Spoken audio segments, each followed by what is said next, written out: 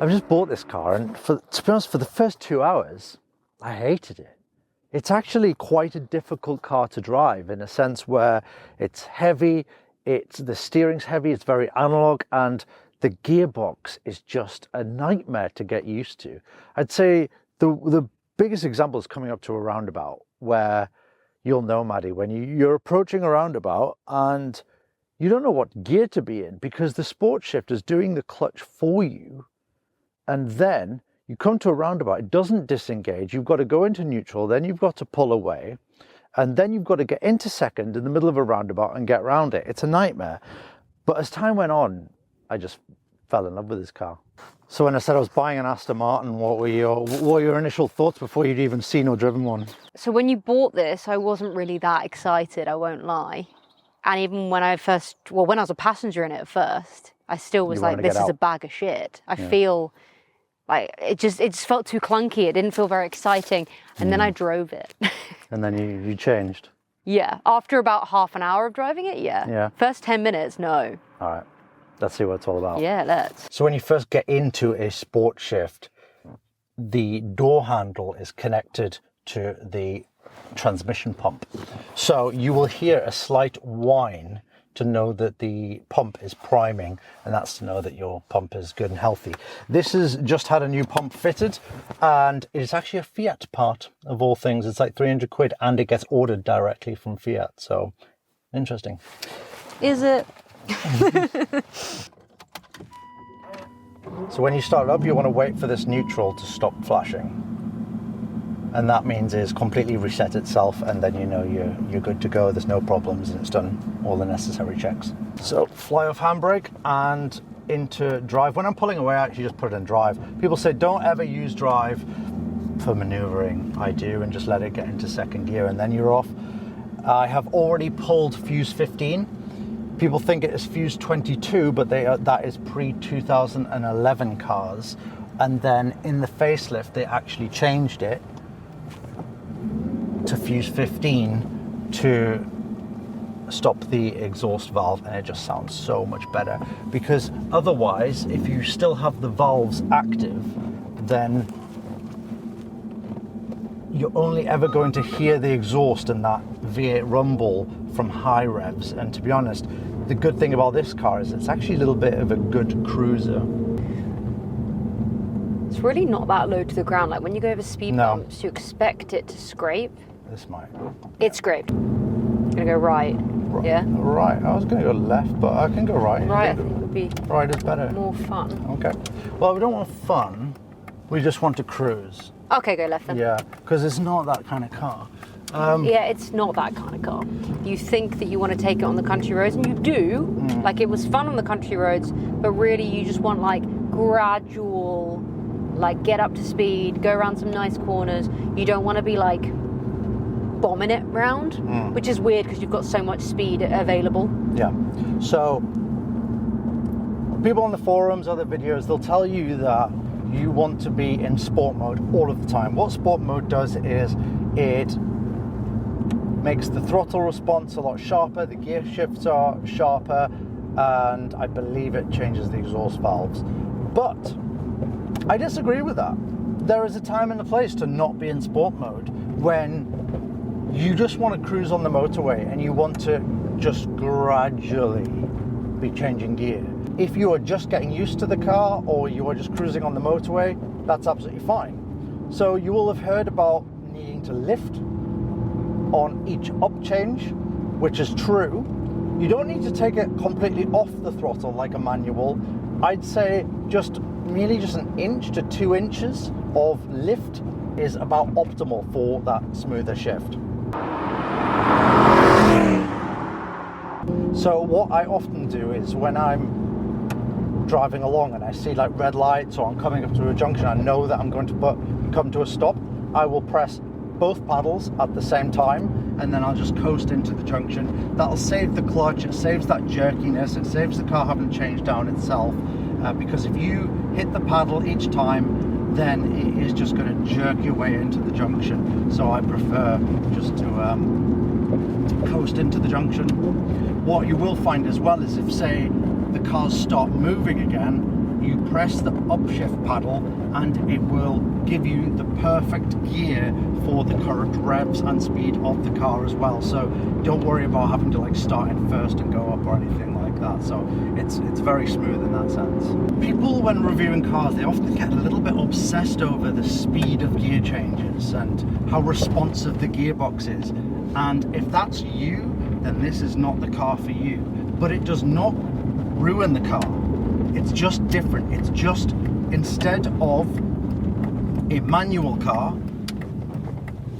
it is doing the shifting for you. And that's how you have to think about it. And it will still shift faster than you driving a manual. So part of the character of the car is how slowly it shifts, how engaged you are all of the time. It always reminds you that you're driving it. So if you're ever driving a car and you kind of tune out and you forget you're even driving a special car because it's doing everything for you, you're on the motorway, you're just driving around town, this car will never do that. It'll never let you forget that you're driving this car, because there is so much to think about all of the time when you're driving it. Which gear to be in, whether you need to lift, what's coming up ahead. You really are piloting the car. And that, as I said in the intro for this video, is not for everybody. Some people won't like that. And I'm surprised how many people must like that, because there was a lot of them ordered. A lot of people ordered these cars. And a lot of people like these cars. Even though you've got all of this to think about, and it is in the form of what I would describe as more of a GT car than a sports car. It's not too heavy, I think it's about 1,500 kilograms, but it is quite a, I wouldn't go on country roads in it, like we've just said. It's not that kind of car. The suspension is too hard. It's quite, as you can see, we're bouncing around here. This is the S model, and I think the suspension probably is a bit stiff for the car.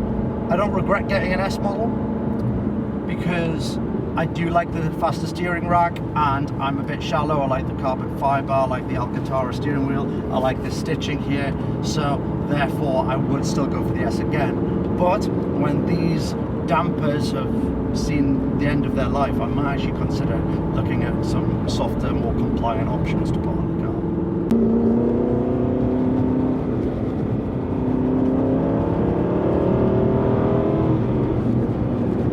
When you're pulling away, it's a very strange experience where the car is not only revving, but it's bringing the clutch up.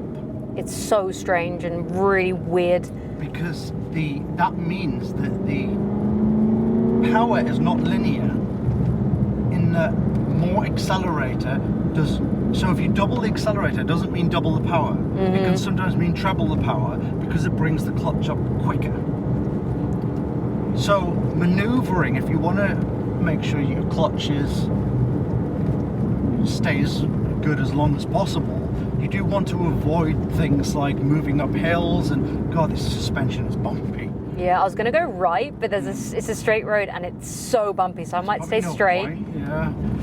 So we have an Alpine A110 as well, and we say that any kind of fun driving on UK bumpy roads would be done in the Alpine.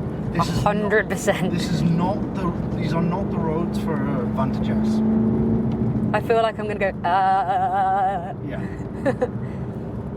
What I really like about the gear changes is it feels like an accomplishment when you get a really smooth one. Especially if you're going from like 0 to 60 as fast as you can. It feels like such an accomplishment. True. Jeremy Clarkson once said that you truly fall in love with a car when you feel like you're the only person who can get the best out of it. And I feel like that's very true of this car as well.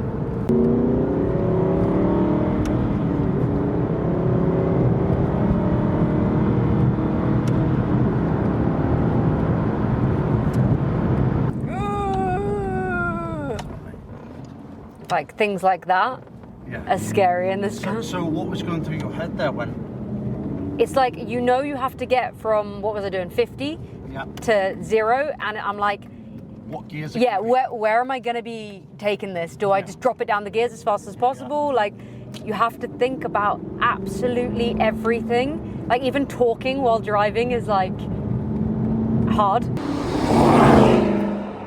You can do a double shift down. Don't know if you knew that yet. No, I don't think I've done it yet. Yeah, so what you can do is if you want to get, so obviously you're in second now, it doesn't matter, but if say you were in fourth, you can hit the paddle twice and it will drop to second. Okay. So it misses third, a bit like what you would do in a manual. Yeah. So that is very good for coming up to junctions or like a very quick change of speed.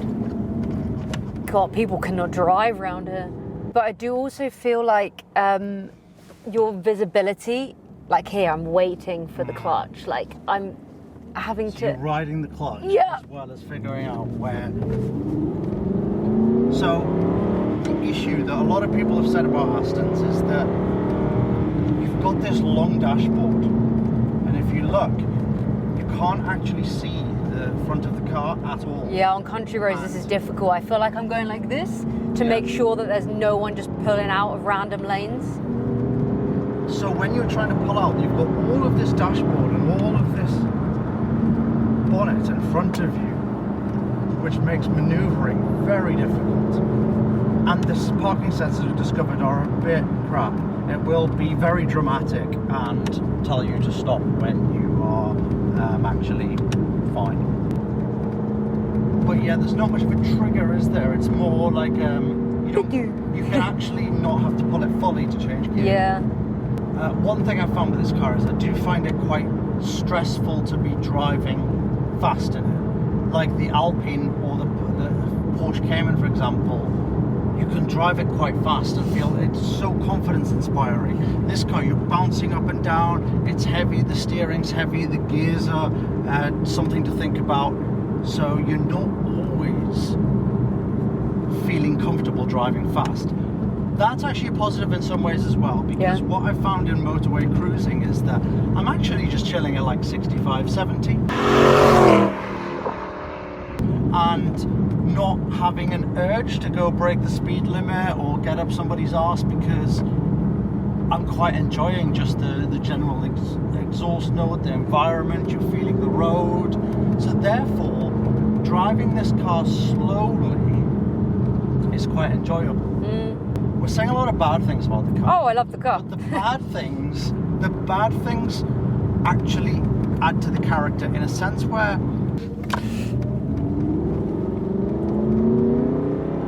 Like, I'm looking at this road and I'm analysing it as I drive and I'm thinking, this bump is going to hurt like a bitch. yeah.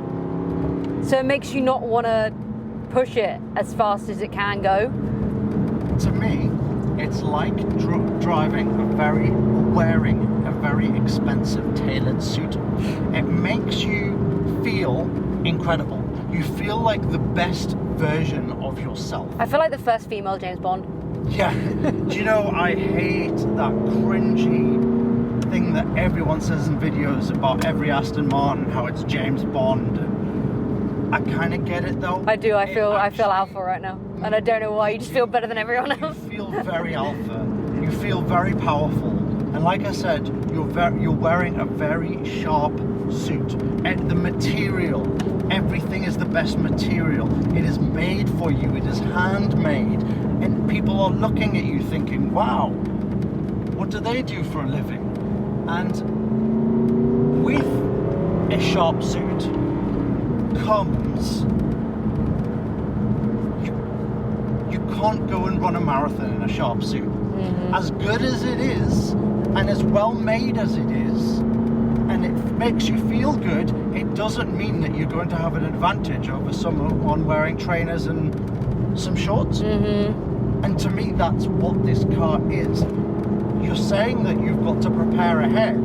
That's because you're wearing a sharp suit and your friends are saying, Yeah, I do not trust anyone now. your friends are saying, we're going clubbing tonight, and you're like, I'm wearing my best suit. What's this going to involve? Are we going to have like doner kebabs afterwards? Is it like a really cheap place, or are we going to a high-end place? You've got to think about that with an Aston Martin. You've you've got to think about everything, because you're wearing your best suit, people are looking at you. It's not exactly the best thing for every occasion, but it makes you feel good when you're wearing it. What is that? Stupid visors. Yeah, like why even put that in? I don't know. I guess it would, Look like, how well made it is, though. it will make the visibility even worse. That's your pocket square. Okay, have you found it? Yeah. Good job. Like situations like that, you're turning a corner at the same time as having to change gear. It's not the most comfortable.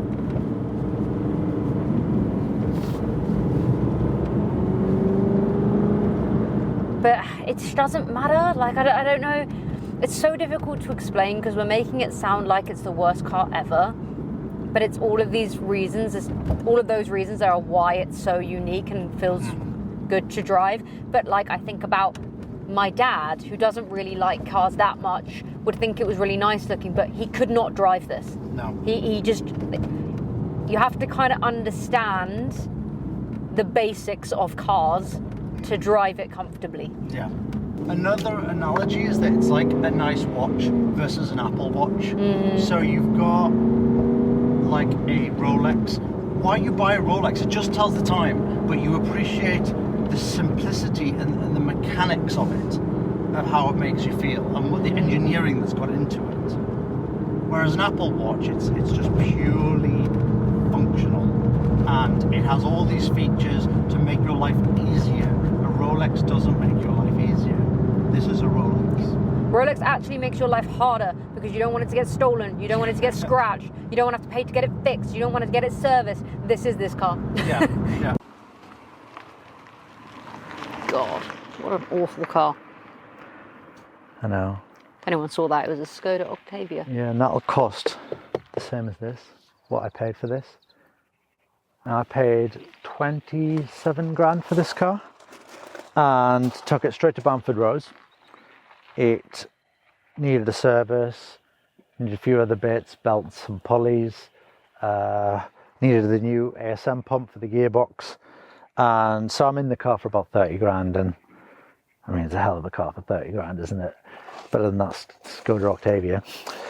On the subject of Bamford Rose, you do have clutch options. It's very expensive. So this car has 15% clutch life left, meaning that very soon, in maybe like 3,000, 5,000 miles, it's going to need another clutch. The clutches range from, the cheapest I've found is David Appleby in Somerset, and he is a very reputable guy, and he does the Velocity AP kit. That is £3,000 fitted plus VAT. That's a lightened flywheel, so you will find that it drives better. If you're going to go to the likes of like Nicholas Me and Chilton, specialists like that, you're talking about 6 grand for the same Aston Martin clutch. But if you want the best upgrade, from what I know, Bamford Rose is the best upgrade, and that comes in at £4,300 now for the so I've heard good things about that clutch. It's basically turns the whole thing into a lot snappier shifts, close to what people would say is a DCT box. So so that is something that you're going to need to budget for, and it's something that I would recommend. Would I get a manual over the SportShift? Maddie, would you go manual next time, or would you go SportShift? There is something quite exciting about the paddles, don't you think? I would go SportShift again. I think it does work. The paddles, and it keeps that manual experience, but also... That's what I'm concerned about if you get the clutch done. Will it change the driving experience supposedly entirely? not. You still got to lift and stuff. But Yeah, it hopefully. Is, yeah. But I don't like the idea of just a heavy clutch in traffic. I don't think as a manual it was necessarily one of the best manuals ever on the market anyway. It's got a heavy clutch. The manual stick is like slightly back compared to what you want kind of a manual about here. if you look at the pictures, it's kind of there. It's a very strange way to drive. So personally for this car, even though if you're a manual lover, I would consider getting the SportShift, but take into account all of the bad things we've told you about it. And if you can't live with it, then obviously just get the manual. Thanks very much for watching. We're going to be doing more videos on this car and other cars as well. We've got Boris over there, which we've just bought for £3,500. That is a 4.8 litre V8. Yep, 3.5 grand. So we'll be doing a video on that soon as well. So if you want to see that, subscribe, drop a like if you found it useful, and see you in the next one.